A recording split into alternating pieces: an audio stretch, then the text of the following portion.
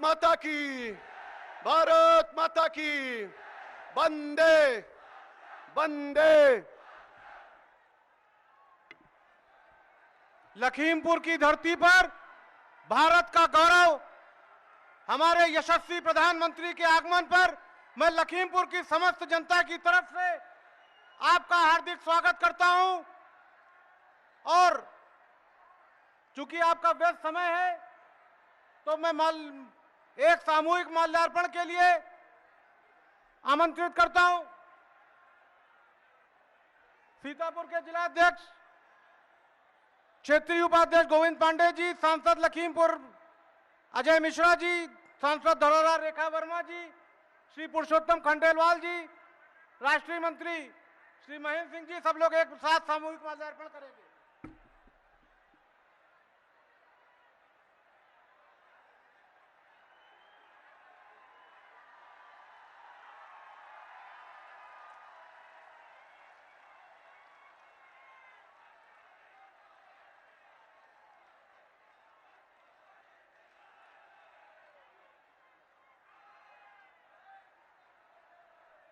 अब मैं लखीमपुर के सदर के प्रत्याशी योगेश वर्मा जी से अनुरोध करेंगे कि बुके देकर माननीय प्रधानमंत्री जी का स्वागत करें।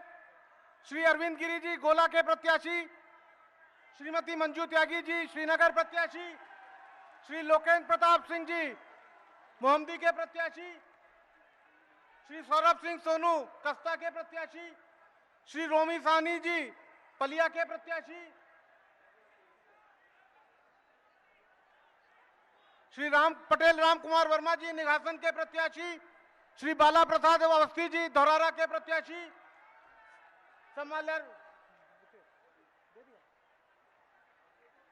आइए बीरेन जी। हाँ, पटेल राम कुमार वर्मा जी एक पगड़ी भेंट करना चाहते हैं। राम कुमार जी पगड़ी दीजिए। और जिले की ओर से ये पावन धरती है, मैं और जिला प्रभारी श्री वीरेंद्र सिंह जी एक प्रतीक चिन्ह जिले की ओर से भगवान बुद्ध की प्रतिमा माननीय प्रधानमंत्री जी को भेंट करेंगे।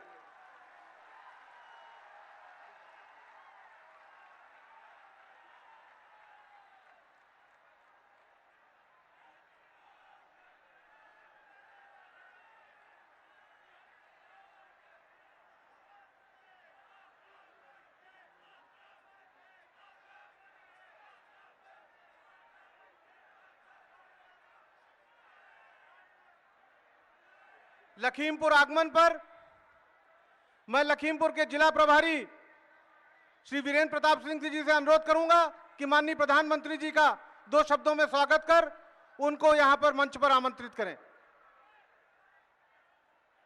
मित्रों, छोटी काशी की धरती पर यह सौभाग्य है हम सबका, चुनाव के 24 घंटे पूर्व हम सबके यशस्वी प्रधानमंत्री जी हम सबके बीच पधारे हैं। उपस्थित लाखों लाख की संख्या में उपस्थित कार्यकर्ता और सम्मानित नागरिकों की ओर से उनका अभिनंदन वंदन करते हुए सादर आमंत्रित करता हूं कि आएं और हम सबका मार्गदर्शन और अपना निर्देशन देने की कृपा करें। आदरणीय प्रधानमंत्री नरेंद्र भाई मोदी जी। नरेंद्र मोदी जिंदाबाद। भारत माता की, भारत माता की।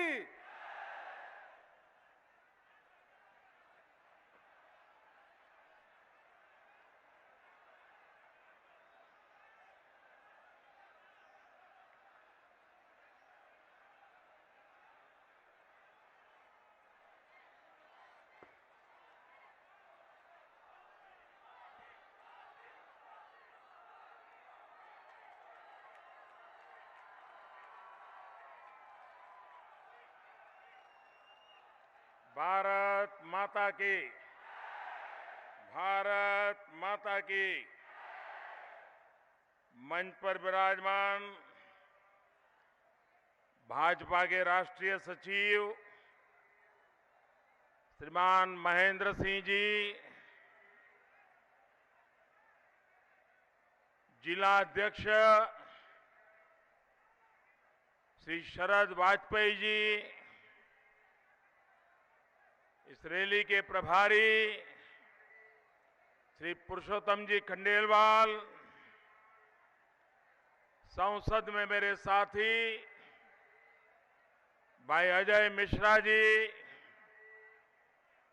जिला के प्रभारी श्री वीरेंद्र प्रताप सिंह, संसद में हमारे साथी श्रीमती रेखा अरुण वर्मा जी, क्षेत्रीय उपाध्यक्ष श्रीमान गोविंद पांडे जी,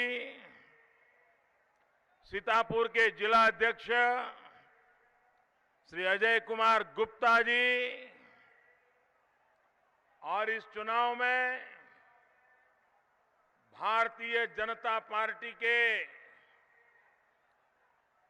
होनहार उम्मीदवार दौरहरा से श्री बाला प्रसाद अवस्थी जी, इधर आइए बाला जी,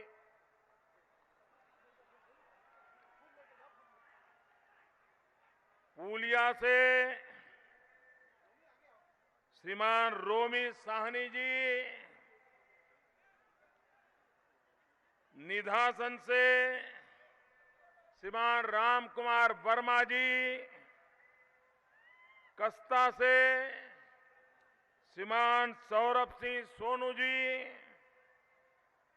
मोहम्मदी से श्रीमान लोकेंद्र प्रताप सिंह, हरगांव से श्रीमान सुरेश शाही जी, श्रीनगर से श्रीमती मंजू त्यागी जी,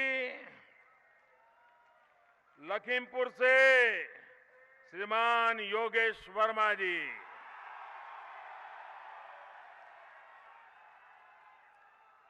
आप सब दोनों मुट्ठी बंद करके बोलिए भारत माता की, भारत माता की।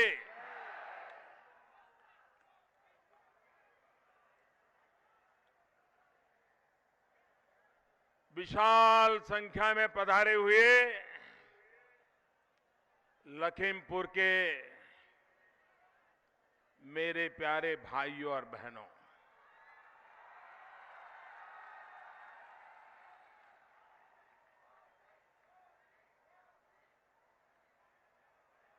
ये 2017 का चुनाव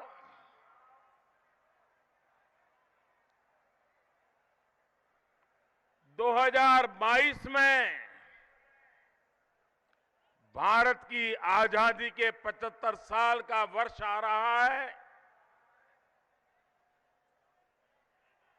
ये जो सरकार चुनी जाएगी वो 2022 भारत की आजादी के 75 साल, आजादी के बाद 75 साल पहुंचते हुए हमारा देश कहां पहुंचना चाहिए, किन किन समस्याओं से देश को मुक्ति मिलनी चाहिए, ये सारा समय ऐसा महत्वपूर्ण संकल्प का, काम करके दिखाने का, बदलाव लाने का, विकास को नई ऊंचाइयों पर ले जाने का ये समय हमारे सामने है। उत्तर प्रदेश ने भूतकाल में अनेक दशकों तक कांग्रेस का शासन देखा है, कई बार सपा की सरकारें देखी है, कई बार बीएसपी की सरकार देखी है। भाइयों बहनों, मैं आपको पूछना चाहता हूं, क्या इन लोगों ने आपके जीवन में कोई बदलाव लाया है? आपका भला किया है? उत्तर प्रदेश का भला किया है? किसानों का भला किया है? माताओं बहनों को सुरक्षा दी है। हर परीक्षा में, हर कसौटी में ये जो फेल हुए हैं, क्या ऐसे लोगों को दोबारा परीक्षा देने का भी हक है क्या? भाइयों बहनों, 2014 के लोकसभा के चुनाव में उत्तर प्रदेश की जनता ने सारा हिसाब चुकता करके दिखा दिया था। अपने आप को दिग्गज मानने वाली पार्टियों को उत्तर प्रदेश ने साफ कर दिया था। सिर्फ 2 कुनबे के कुछ लोग जीत करके आए थे। 2 कुनबे के सामान्य कार्यकर्ता को जीता नहीं पाए थे। उन्होंने पूरी ताकत कुनबे को बचाने के लिए लगाई थी। एक कांग्रेस के कुनबे के 2 लोग जीत करके आए थे, सपा के कुनबे के कुछ लोग जीत करके आए थे। बाकी सारी की सारी सीटें ये उत्तर प्रदेश के लोगों ने 2014 में भारतीय जनता पार्टी को जिता दिया था। श्रीमान अखिलेश जी, खतरे की घंटी तो उसी दिन बज गई थी जब 2014 में उत्तर प्रदेश की जनता ने आपका सफाया कर दिया था। अच्छा होता 2014 के चुनाव के बाद आपको 2.5 साल मिले, आप जनता के लिए कुछ अच्छा कर पाते, अपनी छवि ठीक कर पाते, गुंडागर्दी को रोक पाते, किसानों के कल्याण के लिए धरती पर कुछ चीजें उतार के लाते। लेकिन 2014 में उत्तर प्रदेश की जनता ने बसपा को साफ कर दिया, कांग्रेस को कड़ी से कड़ी सजा दी, समाजवादी पार्टी के सारे सपने चूर चूर कर दिए। उसके बाद भी आप सुधरने के लिए तैयार नहीं है, उत्तर प्रदेश के लिए कुछ करने के लिए तैयार नहीं है। और इसलिए भाइयों बहनों, जब उनको डर लगा कि 2014 में परिवार भी एक था, कोई झगड़े बगड़े नहीं थे, अखिलेश की तब तक छवि भी ठीक थी। उस समय तो लोगों को लग रहा था नौजवान है, कुछ करेगा। लेकिन जब 2014 में आपके सुपड़े साफ हो गए तो आप लोगों का भला करने के बजाय जोड़ तोड़ की राजनीति में लग गए, गठबंधन के कारोबार में लग गए, और ऊपर से परिवार भी बिखर गया। और इसलिए आप कांग्रेस के शरण में जाके बैठ गए। जो राम मनोहर लोहिया जिंदगी भर कांग्रेस के खिलाफ लड़ते रहे, जो राम मनोहर लोहिया के चेले चपाटे सारे जीवन भर चना ममरा खा करके कांग्रेस के खिलाफ लड़ते रहे, आपने राम मनोहर लोहिया जी को अपमानित किया, जयप्रकाश नारायण जी को अपमानित किया। सिर्फ कुर्सी के मोह में आप कांग्रेस की गोद में जाकर के बैठ गए। मैं आज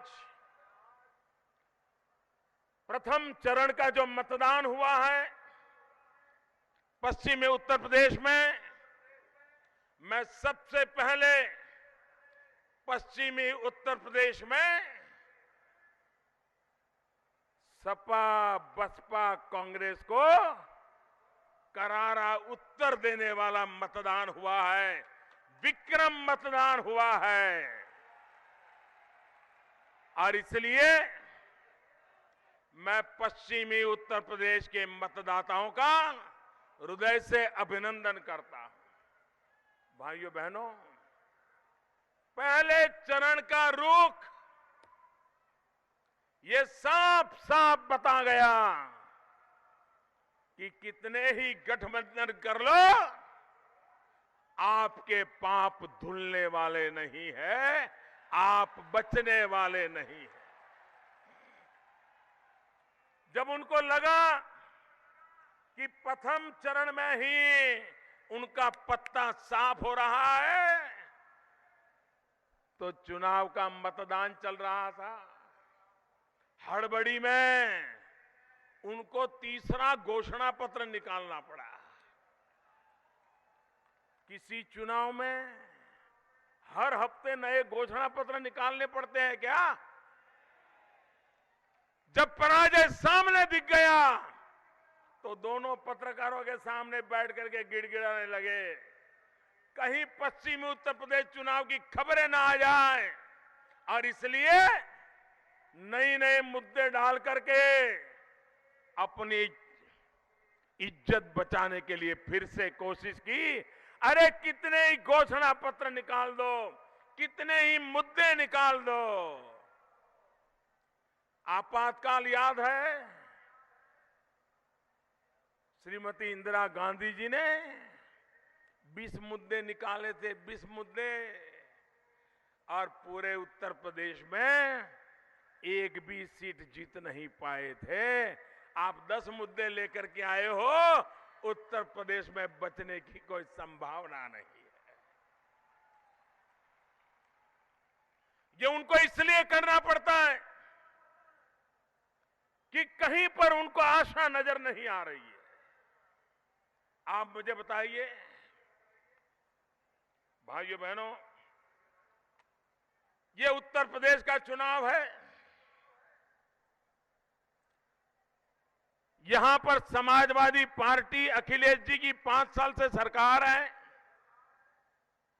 इस चुनाव में उन्होंने अपने काम का हिसाब देना चाहिए कि नहीं देना चाहिए? देना चाहिए कि नहीं देना चाहिए? दे रहे हैं क्या? कोई काम का हिसाब दे रहे हैं क्या?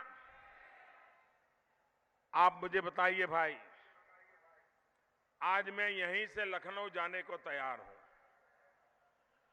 मैं अखिलेश जी को कहता हूं, आप भी लखनऊ आइए, हम दोनों लखनऊ के मेट्रो स्टेशन पे जाएं, टिकट खरीदें और दोनों जाकर के मेट्रो में जरा सफर करके आए। आपने उद्घाटन किया था ना, गाजे बाजे के साथ उद्घाटन किया था ना। भारत सरकार ने पैसे दिए थे, लेकिन भारत सरकार के किसी मंत्री को बुलाया तक नहीं था। अरे लखनऊ के सांसद को भी अपमानित किया था। क्यों? क्योंकि चुनाव में आपको काम दिखाना था, इसलिए आपने फीता काट दिया। लेकिन न रेल का स्टेशन बना है, न कहीं ट्रेन चलती है। आप मुझे बताइए भाइयों बहनों,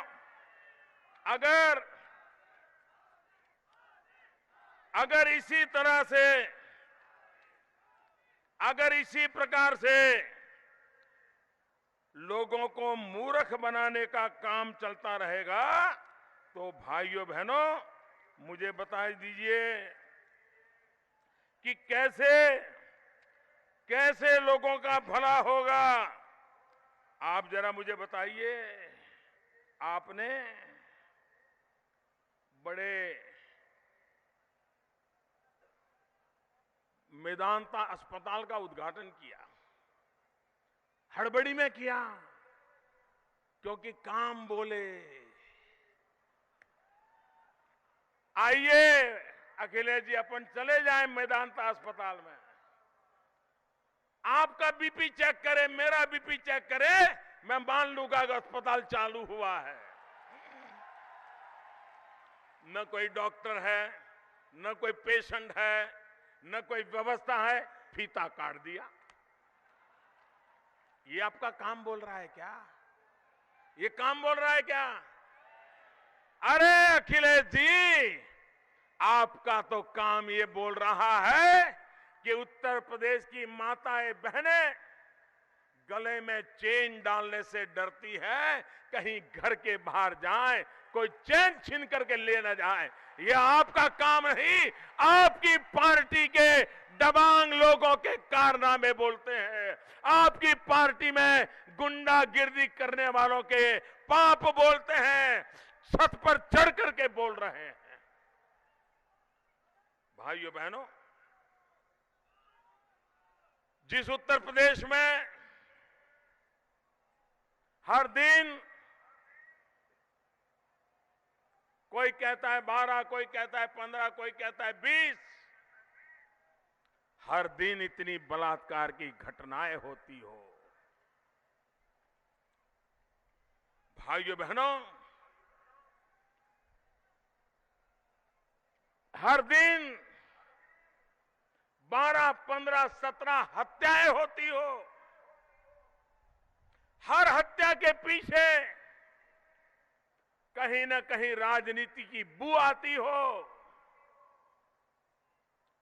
भाइयों बहनों, पूरा उत्तर प्रदेश जानता है, जो जेलों में बंद है वो बाहर अपनी गैंग चलाते हैं और जेल से इशारे करते हैं और लोगों को मार दिए जाते हैं।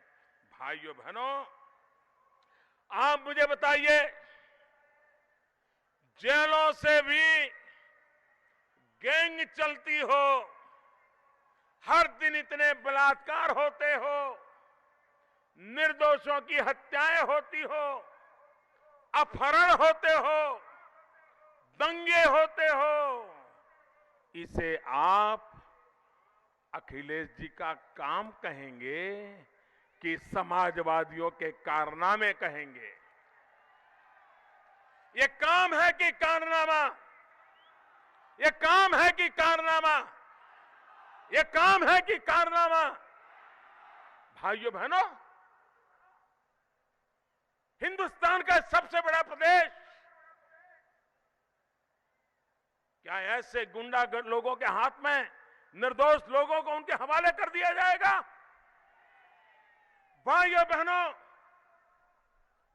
मैं आपको विश्वास दिला रहा हूं, एक बार हमें सेवा करने का मौका दीजिए।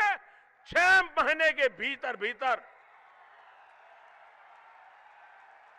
6 महीने के भीतर ये कट्टे और कट्टे वाले हो, ये चाकू या छुरी वाले हो, ये बलात्कारी हो, ये बड़े बड़े लोगों की गैंग हो, 6 महीने के भीतर उनको जेल के सलाखों में न डाल दूं तो आप मुझे कहना मेरे भाई बहन।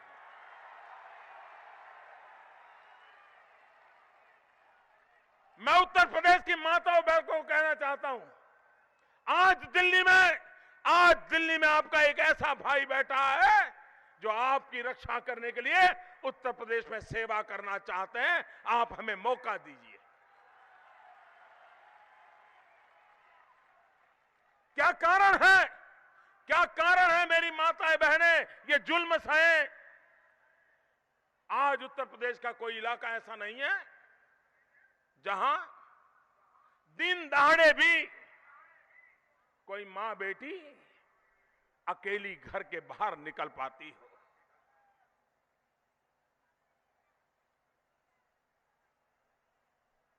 कृष्ण और राम की ये धरती क्या बना करके रख दिया आपने।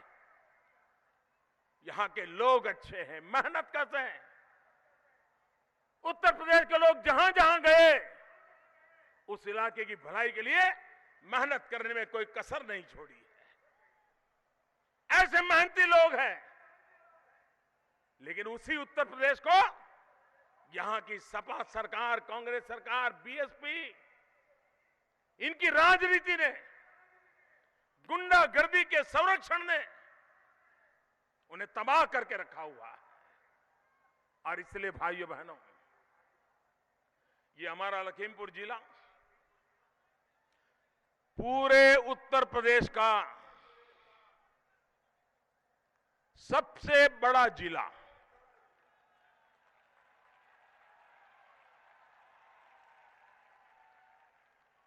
चीनी का कटोरा कहा जाने वाला ये मेरा लखीमपुर।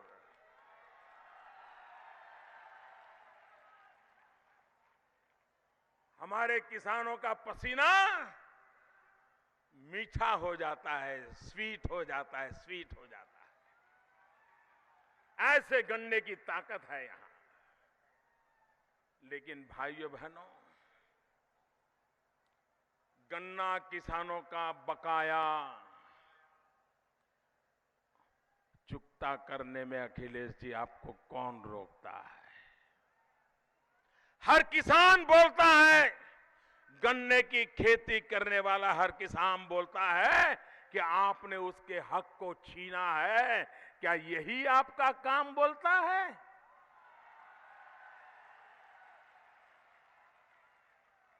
भाइयों बहनों, मैं उत्तर प्रदेश भारतीय जनता पार्टी को बहुत हृदय से बधाई देना चाहता हूं। इस चुनाव में उत्तर प्रदेश भारतीय जनता पार्टी ने अपने संकल्प पत्र में आपको वादा किया है कि भारतीय जनता पार्टी की उत्तर प्रदेश में सरकार बनने के बाद 14 दिन में 2 सप्ताह में गन्ना किसानों का बकाया चुकता कर दिया जाएगा। भाइयों बहनों, मैं उत्तर प्रदेश बीजेपी को इसलिए भी बधाई देता हूं कि उन्होंने उत्तर प्रदेश के किसानों को वादा किया है कि भाजपा की सरकार बनने के बाद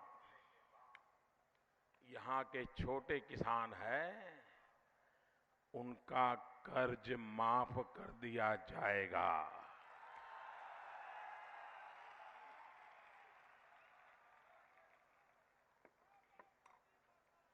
भाइयों बहनों, आप उत्तर प्रदेश वालों ने मुझे सांसद भी बनाया, प्रधानमंत्री भी बनाया, देश को स्थिर सरकार भी दी। 30 साल के बाद देश को स्थिर सरकार देने का अगर यश किसी को जाता है तो मेरे उत्तर प्रदेश के भाइयों बहनों को जाता है। तो आपने मुझे उत्तर प्रदेश का सांसद भी बनाया है, तो उत्तर प्रदेश के सांसद के नाते लखीमपुर के और उत्तर प्रदेश के मेरे किसान भाइयों को मैं वादा करता हूं कि भारतीय जनता पार्टी की सरकार बनने के बाद पहली ही मीटिंग में पहला ही काम किसानों की कर्ज माफी का कर दिया जाएगा। और मैं खुद इस काम को करवा के रहूंगा। ये मेरी जिम्मेवारी मान लीजिए, मैं उत्तर प्रदेश से करवा के रहूंगा। भाइयों बहनों, आप मुझे बताइए, मायावती जी के शासन में चीनी मिल की नीलामी, ये बड़ा तूफान खड़ा हुआ था कि नहीं हुआ था? भ्रष्टाचार के आरोप लगे थे कि नहीं लगे थे? और श्रीमान अखिलेश जी, आपने इस घोटाले की जांच करवाने का जनता को वादा किया था कि नहीं किया था? जांच करवाने का वादा किया था कि नहीं किया था? 5 साल हो गए कि नहीं हो गए? आप मुझे बताइए, घोटाले की जांच हुई क्या? जांच हुई क्या? क्या ये काम बोलता है क्या? ये काम बोलता है क्या? मायावती का ये घोटाला दबाने के बदले में क्या मिला? जरा अखिलेश जी, उत्तर प्रदेश की जनता जानना चाहती है। बताओ, क्यों दबा दिया? भाइयों बहनों,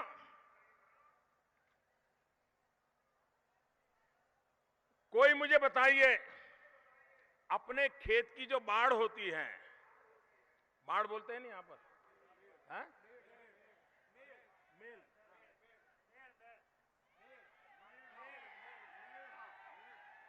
खेत की जो मेड़ होती है, मेड़, हाँ, कोई खेत की मेड़ का इंश्योरेंस निकालता है क्या? कोई निकालता है क्या? आप मुझे बताइए, मेड़ के बाद सबसे कम नुकसान होने वाली कोई फसल है? कम से कम नुकसान हो सकता है, जिसका कम से कम जोखिम है, वो अगर फसल है वो गन्ना है। जिसका कम से कम जोखिम होता है, लेकिन ये उत्तर प्रदेश की सरकार गन्ना किसानों को सजा करने के इरादे से उसने गन्ना किसानों को गन्ने को मजबूरन प्रधानमंत्री फसल बीमा योजना में घुसेड़ दिया और उसके कारण गन्ना किसानों पर हजारों करोड़ों का बोझ आ गया। हमने सितंबर में उनको चिट्ठी लिखी, हमारे मंत्री जी ने, कि भाई गन्ना किसानों को पर ये बोझ मत डालो। ये प्रधानमंत्री फसल बीमा योजना उन फसलों के लिए होती है जिस पर जोखिम ज्यादा होता है। ओले गिर जाए तो किसान खत्म हो जाता है, ज्यादा बारिश हो जाए तो खत्म होता है। आपने ये गन्ने को अंदर डाल करके और किसानों को भी बर्बाद किया और गन्ने किसानों पर ज्यादा बोझ डाल दिया। भाइयों बहनों, हम एक ऐसी, कभी कभी हमारे अखिलेश जी कह रहे हैं कि मोदी जी जरा काम तो बताओ।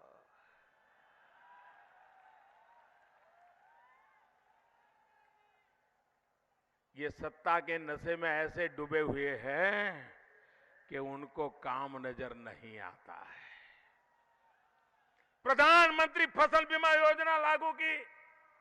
आजाद हिंदुस्तान में ऐसी प्रधानमंत्री फसल बीमा योजना किसानों के लिए कभी नहीं आई। मैं बताता हूं कैसे। किसान को ऐसी सुरक्षा की व्यवस्था आज तक हिंदुस्तान में नहीं हुई है। क्या किया है हमने? मान लीजिए आप जून महीने में बुआई करना चाहते हैं, लेकिन बारिश नहीं आई, सब खर्चा कर दिया, सब व्यवस्था कर दी, बस बारिश आ जाए बुआई के लिए तैयार बैठे हैं आप। जुलाई में बारिश नहीं आई, अगस्त में बारिश नहीं आई, बुआई हो नहीं पाई। अब मुझे बताइए किसान क्या करेगा? बुआई नहीं हुई तो क्या करेगा?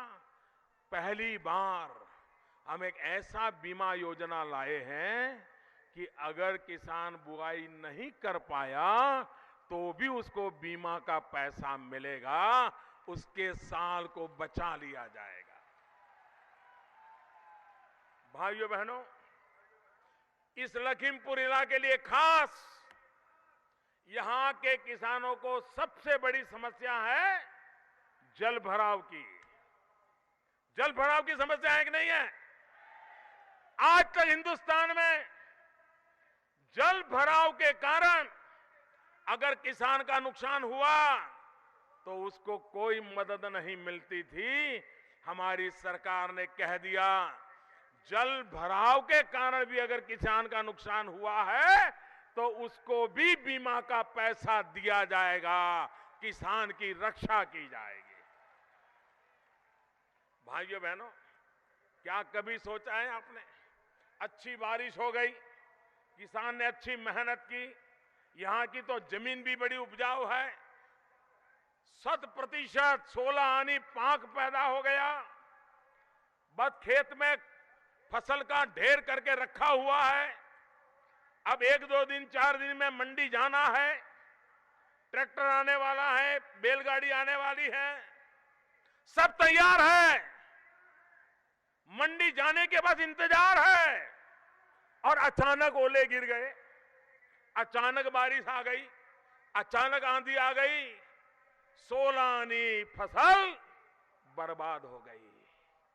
भाइयों बहनों, इस बार प्रधानमंत्री फसल बीमा योजना हम ऐसी लाए हैं कि कटाई के बाद 15 दिन में अगर खेत में आपकी फसल पड़ी है, ढेर लगा हुआ है, मंडी में जाने का इंतजार है और उसी समय अगर नुकसान हो गया तो भी फसल बीमा का पैसा मिलेगा। यह काम हमने किया है। यहां मेरे किसान भाई आए हैं लाखों की तादाद में। आप मुझे बताइए, ये किसानों की भलाई का काम है कि नहीं है? ये किसानों की भलाई का काम है कि नहीं है? ये काम प्रधानमंत्री ने किया है कि नहीं किया है? ये काम भारत सरकार ने किया है कि नहीं किया है? ये काम आपको दिखता है? ये काम आपको दिखता है? ये काम आपको दिखता है? अखिलेश जी को नहीं दिखता है। भाइयों बहनों, मेरी और एक गंभीर आरोप है, इस सरकार पर मेरा गंभीर आरोप है और मैं आरोप बड़ी जिम्मेवारी के साथ लगाता हूं। मुझे मालूम है यहां के मुख्यमंत्री जवाब नहीं दे पाएंगे, यहां की सरकार जवाब नहीं दे पाएगी। भाइयों बहनों, मध्य प्रदेश में भाजपा की सरकार है, 50-60% किसानों का बीमा हो जाए। हरियाणा में भाजपा की सरकार है, 50-60% किसानों का बीमा हो जाए। छत्तीसगढ़ में भाजपा की सरकार है, 50-60% किसानों का बीमा हो जाए। गुजरात में भारतीय जनता पार्टी की सरकार है, 50-60% किसानों का बीमा हो जाए। महाराष्ट्र में भाजपा की सरकार है, 50-60% किसानों का बीमा हो जाए।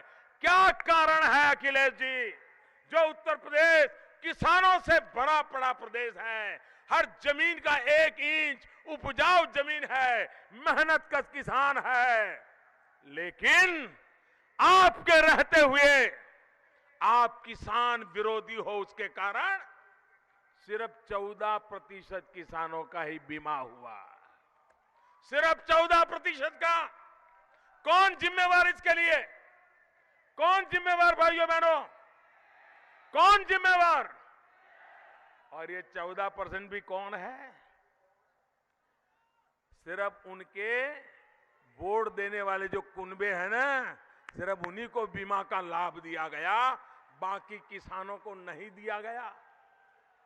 क्या फसल बीमा योजना में भी आप किसानों में मेरा तेरा करोगे? उसमें भी जातिवाद का जहर घोलोगे? क्या किसान मेहनत करता है, गेहूं पकाता है, तो क्या यह सोचता है कि गेहूं किसके पेट में जाएगा? भाइयों बहनों, इससे बड़ा कोई जुल्म नहीं होता है, इससे बड़ा कोई अन्याय नहीं होता है। और इसलिए मैं कहना चाहता हूं भाइयों बहनों, आप मुझे बताइए, आज से 2 साल पहले जब मैं नया प्रधानमंत्री बना था, मई महीने में मैं सरकार बनाई और देश भर से मुझे शुरू में मुख्यमंत्रियों की चिट्ठियां जो आती थी वो एक ही विषय पर आती थी, और वो चिट्ठी आती थी यूरिया के लिए। हर मुख्यमंत्री लिखता था कि हमें यूरिया ज्यादा चाहिए, हमारे किसानों को यूरिया चाहिए, यूरिया दीजिए। भाइयों बहनों, 2 साल हो गए, आज मुझे एक भी मुख्यमंत्री की यूरिया मांग करने वाली चिट्ठी नहीं आती है। क्या कारण है? इसलिए आप सबको याद है कि यूरिया खरीदने के लिए किसान को रात रात कतार में खड़े रहना पड़ता था। यूरिया खरीदने के लिए किसान को काले बाजारी से यूरिया खरीदना पड़ता था। अगर समय पर यूरिया नहीं मिला तो उसके लिए वो यूरिया जहर हो जाता है, बेकार हो जाता है। उसे समय पर चाहिए, फसल को आवश्यकता हो तब तब मिलना चाहिए, 10-15 दिन के बाद मिलने के बाद कोई फायदा नहीं होता है। और इसलिए वो काला धन दे करके, ब्लैक मनी दे करके काले बाजारी से यूरिया खरीदता था। भाइयों बहनों, 2 साल में हमने ऐसी व्यवस्था की, यूरिया का उत्पादन बढ़ाया, यूरिया में भाई भतीजावाद को खत्म किया, मेरा तेरा समाप्त हो गया, हर किसी को न्याय से यूरिया मिले उसकी नीति बनाई, नए यूरिया के कारखाने लगाने का काम शुरू किया। गोरखपुर के अंदर कई वर्षों से बंद पड़ा यूरिया का खातिर का कारखाना चालू करने का हमने फैसला किया। इतना ही नहीं, सबसे बड़ा जो काम किया, हमने यूरिया का नीम कोटिंग कर दिया। पहले क्या होता था, कारखाने से यूरिया निकलता था लेकिन किसान के पास नहीं जाता था, चोर बाजारी के रास्ते से केमिकल फैक्ट्रियों में चला जाता था। केमिकल वालों के लिए यूरिया रॉ मटेरियल होता था, उसमें से वो और चीजें बना करके अरबों खरबों रुपये कमाते थे। और यूरिया पैदा करने वाले राजनेता सारे मिलकर के ये यूरिया में भ्रष्टाचार का कारोबार करते थे। हमने नीम कोटिंग कर दिया। भाइयों बहनों, नीम कोटिंग करने के कारण मुट्ठी भर यूरिया भी किसी केमिकल फैक्ट्री में काम नहीं आ सकता। सिवाय खेत ये यूरिया का कोई उपयोग ही नहीं हो सकता है। मुझे बताइए, चोरी गई कि नहीं गई? चोरी गई कि नहीं गई? काले बाजारी गई कि नहीं गई? बेईमानी गई कि नहीं गई? किसान को यूरिया मिला कि नहीं मिला? किसान को यूरिया मिला कि नहीं मिला? अखिलेश जी, ये काम भी आपको नहीं दिखेगा क्योंकि आपको कारनामों की आदत है, काम की आदत नहीं है। भाइयों बहनों, मैं जहां दुख के साथ कहना पड़ता है, भारत सरकार किसानों का माल पानी के मोल बिक न जाए, फसल पैदा होने के बाद किसान के पास रखने की जगह नहीं होती है, वो जल्दी से जल्दी मंडी पहुंचा करके बेच देना चाहता है। उसको डर भी रहता है कि खुले में पड़ा और कोई नुकसान हो जाएगा तो, लेकिन मंडी में जाता है तो दाम गिर जाते हैं, किसान के पसीने की कमाई पानी के मोल बिक जाती है।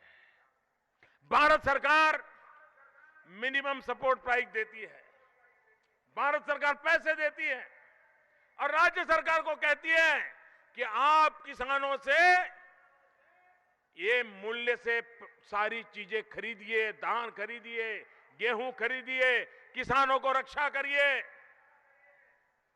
भाइयों बहनों, हरियाणा में किसान जो पैदा करता है उसमें से 60-70% सरकार खरीदती है, दाम गिरने नहीं देती है। छत्तीसगढ़, मध्य प्रदेश, राजस्थान, भाजपा की सरकारें 50-60% किसानों ने जो धान उत्पादन किया, जो चावल उत्पादन किया, जो गेहूं उत्पादन किया, उसको खरीद लेते हैं। और ये उत्तर प्रदेश जो किसानों का प्रदेश है, सबसे ज्यादा लोग गांव में रहते हैं, किसानी करते हैं, लेकिन ये अखिलेश जी की सरकार, उसको पता नहीं किसानी से क्या दुश्मनी है। भाजपा की सरकारें 50-60% खरीदती हैं, ये सिर्फ 3% खरीदती है। 3%। कहिए, ये किसानों के साथ घोर अन्याय है कि नहीं है? ये किसानों के साथ जुल्म है कि नहीं है?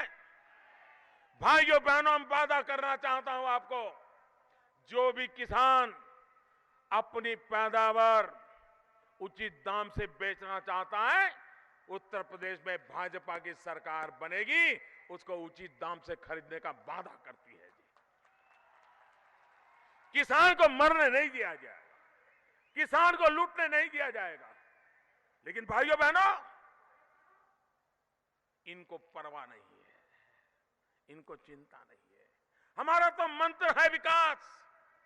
विकास के लिए ही सरकारें बननी चाहिए।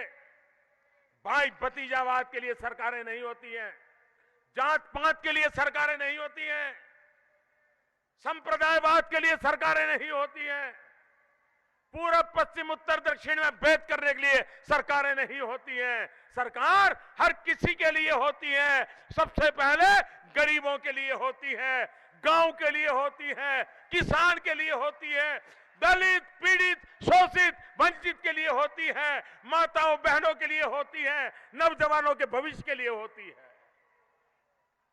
लेकिन भाइयों बहनों, ये दो कुनबे, पूरा उनका कारोबार देखिए। ये जोड़ी ऐसे नहीं मिली है, दोनों में एक ही प्रकार के गुण हैं, दोनों में एक ही प्रकार के अवगुण हैं, दोनों में एक ही प्रकार की आदतें हैं, और इसलिए उनको मेलजोल सरल हो जाता है। भाइयों बहनों,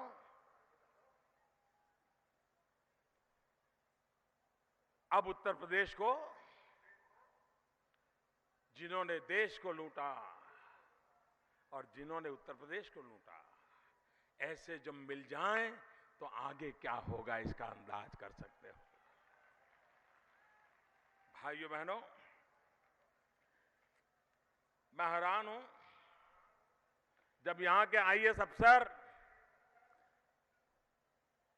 ये मैं नहीं कह रहा हूं, मुख्यमंत्री जी, आप ही की सरकार के आपके अफसर कहते हैं कि अगर डीएम बनना है तो 70 लाख रुपया जमाना कराना पड़ता है। 70 लाख रुपया।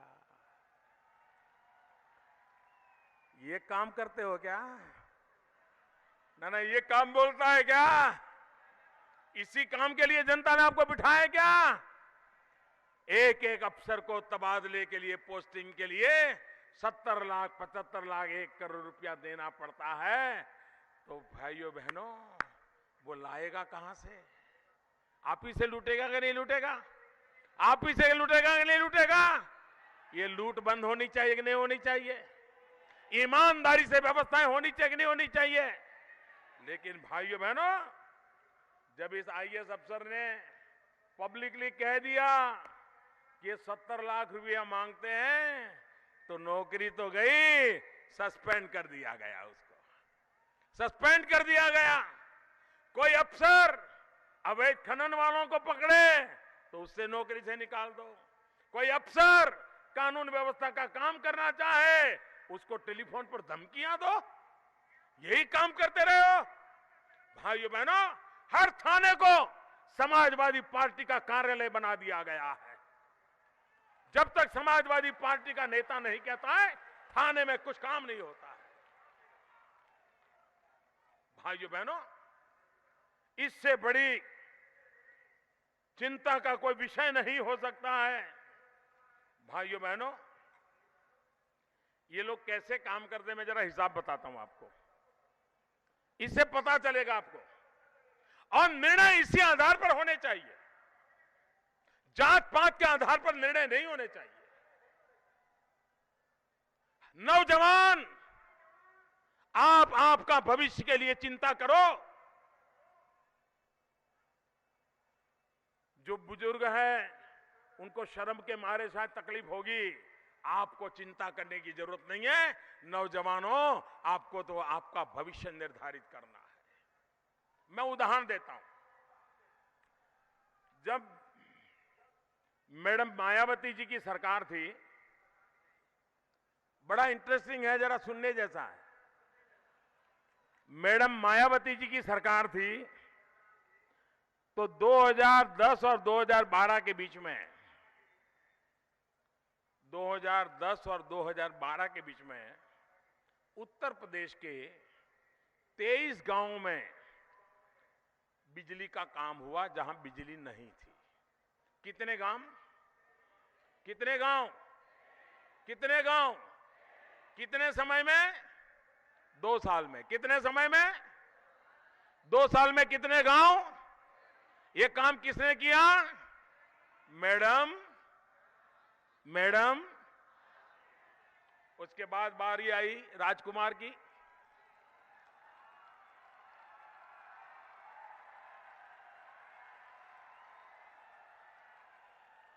उन्होंने क्या किया? 2012 और 2014, 2012 और 2014 क्या किया? आप अंदाज लगाइए क्या किया होगा। उत्तर प्रदेश में जब मैं दिल्ली में बैठा तो मैंने हिसाब लगाया, हिंदुस्तान में 18,000 गांव ऐसे हैं जिनमें बिजली का खंभा तक नहीं पहुंचा, बिजली का तार भी नहीं पहुंचा, बिजली का लट्टू नहीं लगा। 18,000 गांव 18वीं शताब्दी में जीने के लिए मजबूर थे। बिजली देखी नहीं थी उन्होंने। मैंने आकर के कहा मुझे 1000 दिन में 18,000 गांवों में बिजली पहुंचानी है।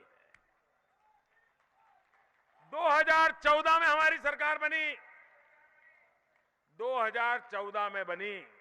मैं जरा 2012 से 14 तक का जिनका काम बोलता है उनका काम क्या बोलता है मैं बताना चाहता हूं। मायावती जी ने 23 गांवों में बिजली पहुंचाई थी। ये नौजवान मुख्यमंत्री ने सिर्फ 3 गांवों में बिजली पहुंचाई। 3। 2 साल में 3 गांव में खंभे लगे, तार पहुंचा।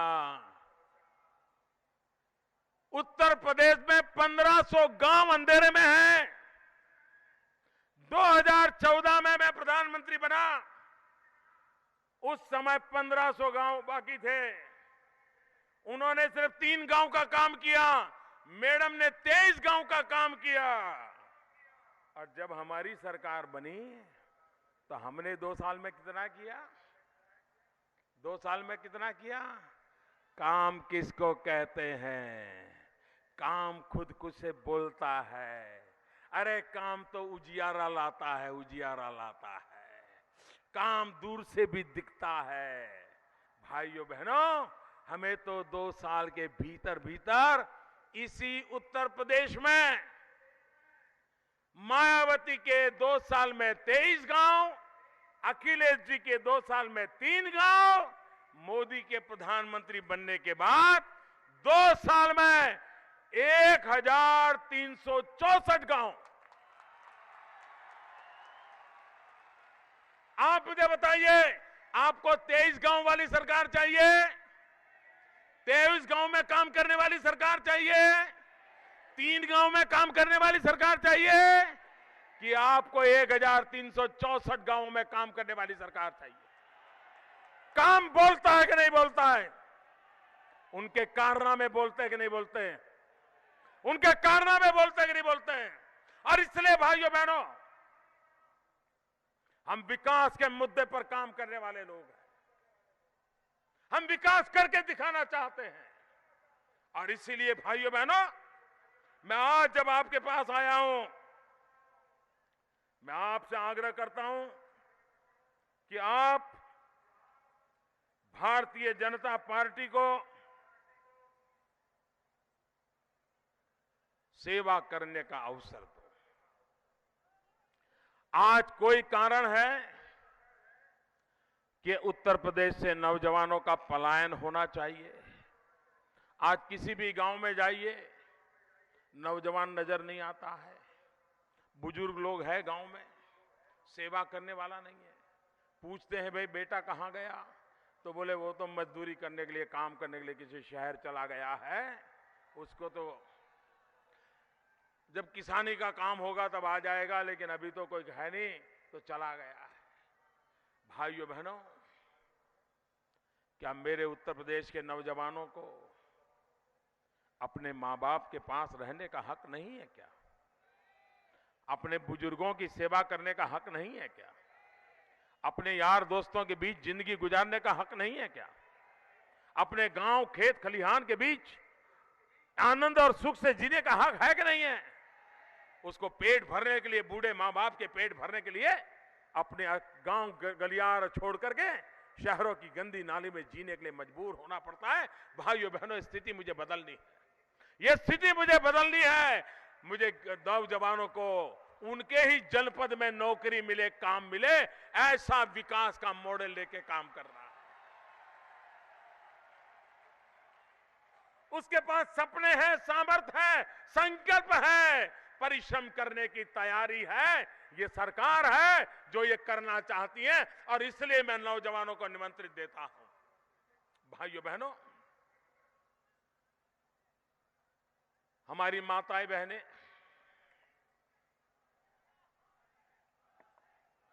ये कांग्रेस के जमाने में 2014 का जब चुनाव हुआ तो कांग्रेस पार्टी किस मुद्दे पर चुनाव लड़ रही थी, याद है?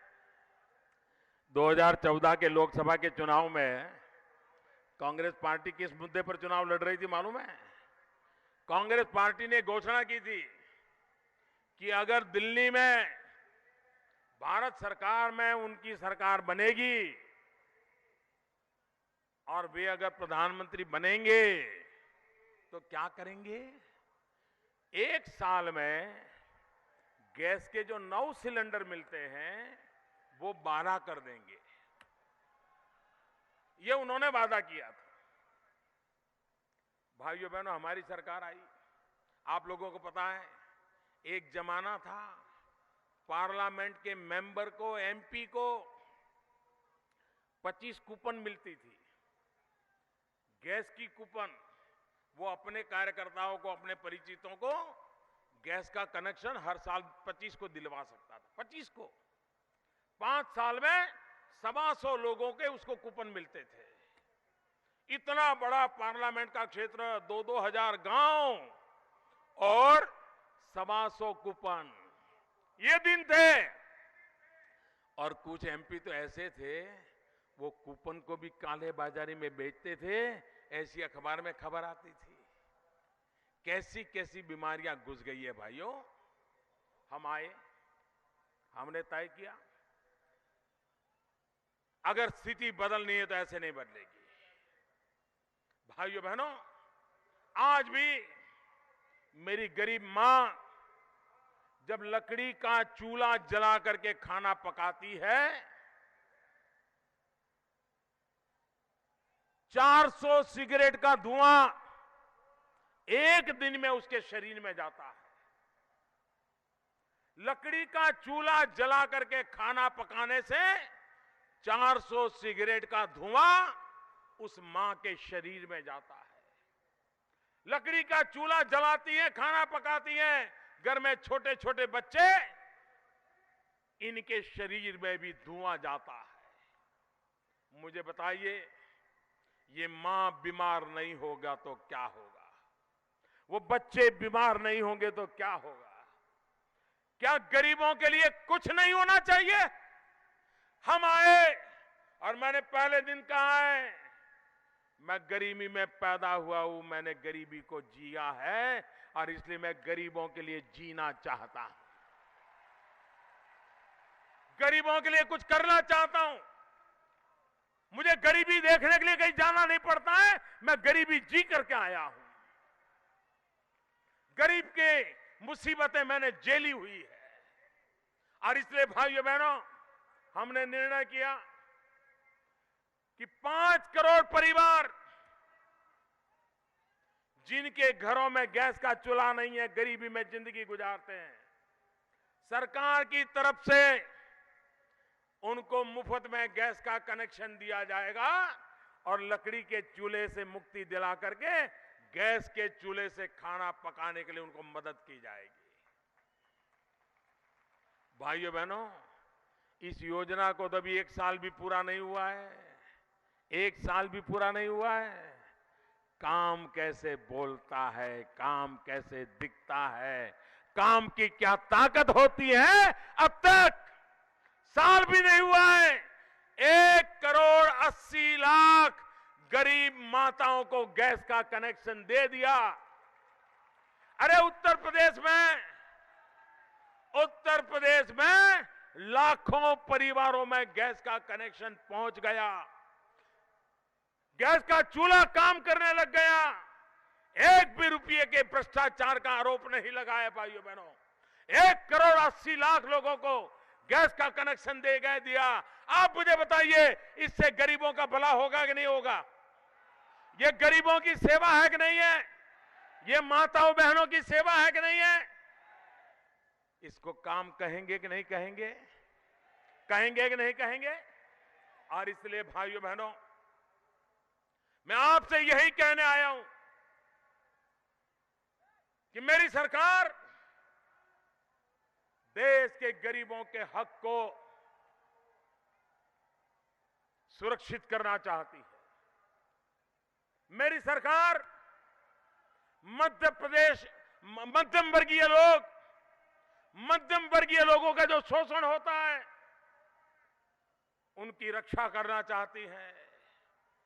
भाइयों बहनों, इस देश को भ्रष्टाचार ने तबाह किया है कि नहीं किया है? जरा मुझे बताइए, भ्रष्टाचार ने बर्बाद किया है कि नहीं किया है? हर मौके पर भ्रष्टाचार आपको रोकता है कि नहीं रोकता है? भ्रष्टाचार आपके हकों को छीनता है कि नहीं छीनता है?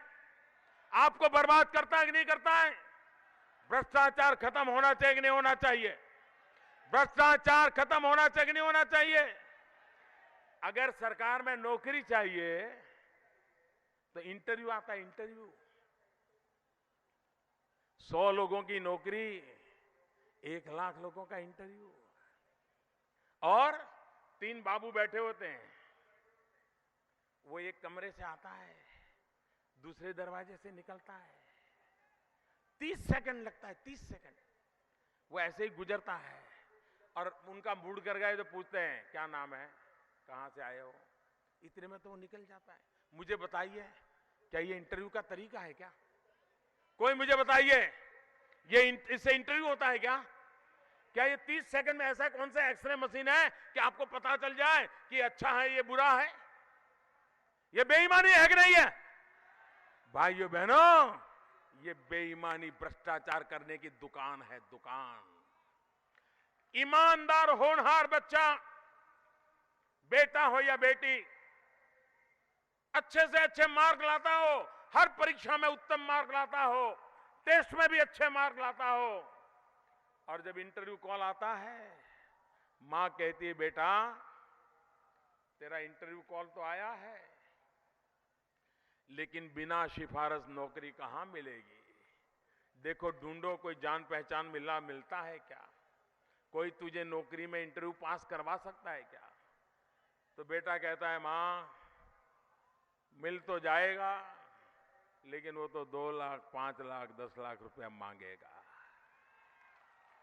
तो गरीब मां कहती है बेटा अब मेरी तो जिंदगी पूरी होने आई है, ये घर गिरवी रख करके अगर तेरी नौकरी लग जाती है तो गिरवी रख दो, ये मेरा मंगलसूत्र गिरवी रख करके तुझे नौकरी मिल जाती है तो बेटा गिरवी रख दो। बाप कहता है मेरा छोटा सा खेत अगर वो गिरवी रख करके तुझे नौकरी मिल जाती है तो बेटा गिरवी रख दो, लेकिन तुम पैसे दे करके भी नौकरी ले लो। भाइयों बहनों, ये पाप खत्म होना चाहिए कि नहीं होना चाहिए? ये नौजवानों का हक लूटा जा रहा है, वो बंद होना चाहिए कि नहीं होना चाहिए? आपने मुझे प्रधानमंत्री बनाया, हमने फैसला किया, दिल्ली में बैठते ही हमने कहा तीसरे और चौथे वर्ग के जो सरकारी मुलाजिम है, जो सबसे ज्यादा होते हैं, टीचर हो, नर्सिज हो, पैरामेडिकल स्टाफ हो, ड्राइवर हो, प्यून हो, क्लार्क हो, ये सब सबसे ज्यादा होते हैं, बड़े बड़े बाबू तो बहुत कम होते हैं। हमने तय कर लिया वर्ग 3 और 4 के कोई इंटरव्यू नहीं होंगे। उसके पास जो मार्क आए हैं परीक्षा में, टेस्ट में जो मार्क आए हैं, वो सारा कंप्यूटर में डाल दिया जाएगा और कंप्यूटर को पूछा जाएगा कि बताओ भाई नंबर 1 कौन है, 2 कौन है, 3 कौन है, 10 कौन है, 100 कौन है। कंप्यूटर बताएगा। जो पहले 100 होंगे उनके घर ऑर्डर चला जाएगा, विधवा मां के बेटे को नौकरी मिल जाएगी। भ्रष्टाचार गया कि नहीं गया? गया कि नहीं गया? मैंने उत्तर प्रदेश की सरकार को आग्रह किया, मैंने कहा भाई मैं उत्तर प्रदेश का सांसद हूं, इतना तो करो। भारत सरकार ने कर दिया है, आप उत्तर प्रदेश में ये भाई भतीजावाद, जातिवाद खत्म करने के लिए इंटरव्यू खत्म करिए। नहीं किया भाइयों बहनों, नहीं किया। और नौकरी किसको मिली? नौजवानों, किसी को नौकरी न्याय मिलने हकदार मिली क्या? उनके रिश्तेदारों को मिली कि नहीं मिली? उनकी वोट बैंक वालों को मिली कि ना मिली? ईमानदार नौजवान को नौकरी मिली क्या? भाइयों बहनों, हमने वादा किया है, जिन नौजवानों का हक था लेकिन पिछले 5 साल में उनके हक डुबो गया है, वो सारा कच्चा चिट्ठा खोल दिया जाएगा और जिसका हक है उसको हक देने के लिए हम कोशिश करेंगे। भाई भ्रष्टाचार और काला धन, उसके खिलाफ मैंने लड़ाई छेड़ी है। बातें बहुत करने वाले आगे गए, लेकिन करने की हिम्मत नहीं थी, क्योंकि राजनीतिक हिसाब किताब बैठता नहीं था। 8 नवंबर रात को 8 बजे टीवी पर आकर के मैंने कह दिया, 1000 और 500 की नोट वाले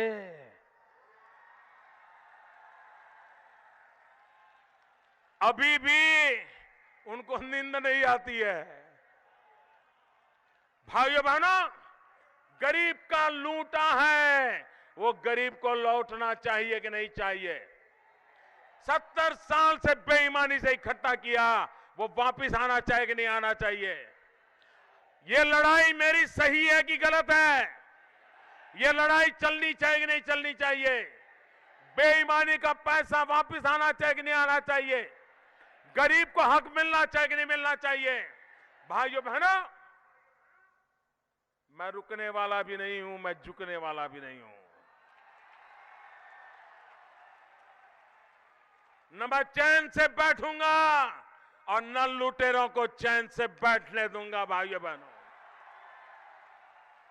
मैं जानता हूं ये सभी इकट्ठे हो जाएंगे, उनको इतना डर लग रहा है क्योंकि इतना जमा कर करके रखा है, ये निकलना शुरू हो गया है। अभी कांग्रेस के नेता पूछ रहे थे, मोदी जी बताएं कितना काला धन आया। 2014 के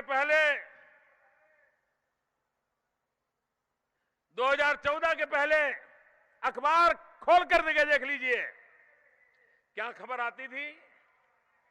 कोयले में कितना गया, 2G में कितना गया, हेलीकॉप्टर में कितना गया, सिंचाई में कितना गया। यही खबर आती थी कि नहीं आती थी? यही आती थी कि नहीं आती थी? हर कोई पूछता था, कांग्रेस जवाब दे कितना खाया। मोदी को क्या पूछा जाता है? मोदी को कोई ये नहीं पूछता है कि मोदी जी कितना खाया। मोदी को कोई ये नहीं पूछता है कि कितना गया। लोग मोदी से पूछ रहे हैं कितना आया। बताइए, फर्क है कि नहीं है? ये बदल है कि नहीं है? अरे दिल्ली में एक ऐसी सरकार आपने बिठाई है जिससे देशवासियों को भरोसा है। पूछ रहा है देश, मोदी जी कितना आया जरा बता दीजिए। पहले बात होती थी कितना गया, अब बात हो रही कितना आया। आएगा, हर सब कुछ वापस आने वाला है। और जो नेता मुझे पूछ रहे हैं, जरा बताओ, कर्नाटक में कांग्रेस सरकार है, उसके मंत्री के घर से 150 करोड़ निकला, वो क्या था? उसके एमएलए के यहां से 100 करोड़ से ज्यादा निकला, वो क्या था? उसके एक इंजीनियर के यहां से करोड़ों रुपया निकला, वो क्या था? निकल रहा है, सब जगह से निकल रहा है और भी निकलने वाला है। भाइयों बहनों, मेरी ये लड़ाई छोटे छोटे व्यापारियों से नहीं है। व्यापारी तो क्या करता होगा? ज्यादा से ज्यादा 20 रुपए का माल 22 में बेच देता होगा, मौका पड़ गया तो 25 में बेचता होगा। सरकार को 100 रुपया देना होगा तो हो सकता है 80 रुपया देता होगा। इससे ज्यादा कोई पाप नहीं करता है वो। और अगर सब लोग न्याय से चले तो सबसे पहले इस देश का व्यापारी न्याय से चलने के लिए हमसे भी आगे चलने के लिए तैयार है।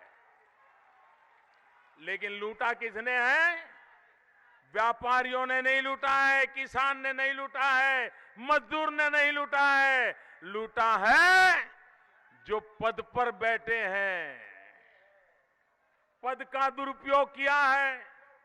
चाहे राजनेता हो, चाहे बाबू लोग हो, चाहे थानेदार हो, इन्होंने ही लूटा है।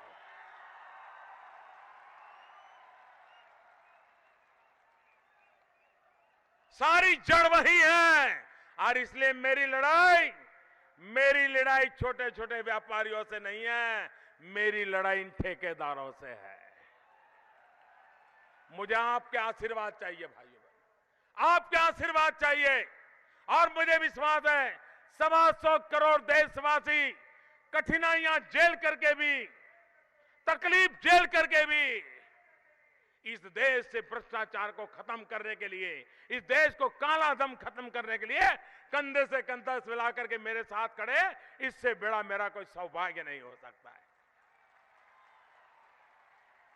आइए भाइयों बहनों, उत्तर प्रदेश का भाग्य बदलने के लिए, यहां के नौजवानों का भविष्य सुरक्षित करने के लिए, कानून व्यवस्था को वापस लाने के लिए भारतीय जनता पार्टी को विजय बनाइए। कमल के निशान पर बटन दबाइए, भव्य विजय दिलाइए। और पहले पश्चिमी उत्तर प्रदेश ने जो कमाल करके दिखाई है, पूरा उत्तर प्रदेश वैसी ही कमाल करके दिखाए। और अभी 3 एमएलसी का चुनाव हुआ, 3 एमएलसी का चुनाव इनके गठबंधन होने के बाद हुआ और तीनों भाजपा जीत गई, हजारों वोटों से जीत गई। बाकियों के पत्ते साफ हो गए। सरकार उनकी थी, गठबंधन उनका था, इरादे उनके थे, करतूत उनके थे। काम बोलता है, तीनों हम जीत गए। काम बोलता है, तीनों एमएलसी ने उनको परास्त करके रख दिया। यही तो ताकत है काम की। और इसलिए मैं कहता हूं भाइयों बहनों, कारनामों से उत्तर प्रदेश को बचाना है, काम से आगे बढ़ाना है। उत्तर प्रदेश को उत्तर दो अखिलेश जी, उत्तर प्रदेश को उत्तर दो। भाइयों बहनों, भारतीय जनता पार्टी को विजयी बनाओ। मेरे साथ मुट्ठी बंद करके पूरी ताकत से बोलिए, भारत माता की, भारत माता की, भारत माता की, भारत माता की। बहुत बहुत धन्यवाद।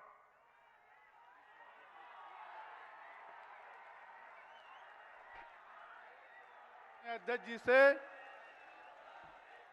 आदरणीय प्रधानमंत्री जी ने हम सबके बीच उनका आभार व्यक्त करते हुए गलबाहें प्रेम की, गलबाहें प्रेम की, बजे मरम की बीन, फसल उठे पसीने की, नित कमल खिले नवीन। आदरणीय अध्यक्ष जी से अनुरोध है आभार व्यक्त करने की कृपा करें। आदरणीय मैं लखीमपुर की जनता की तरफ से माननीय प्रधानमंत्री जी का आभार व्यक्त करता हूं कि उन्होंने व्यस्त समय में समय निकालकर यहां हमको अपना आशीर्वाद दिया। इसी के साथ सभा के समापन की घोषणा करता हूं। धन्यवाद।